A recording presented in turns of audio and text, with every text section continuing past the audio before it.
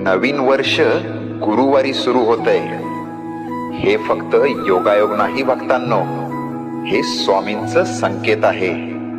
हे नवीन वर्ष तुमच्यासाठी वेगळं आहे, कारण गुरुवार हा गुरुचा दिवस आहे. आणि गुरु जेव्हा सुरुवात करतो तेव्हा अर्धवट राहिलेलं आयुष्य पूर्णत्वाकडे जातं. ज्यांना वाटत होतं माझं काही होणारच नाही, त्यांच्यासाठीच हा गुरुवार आहे.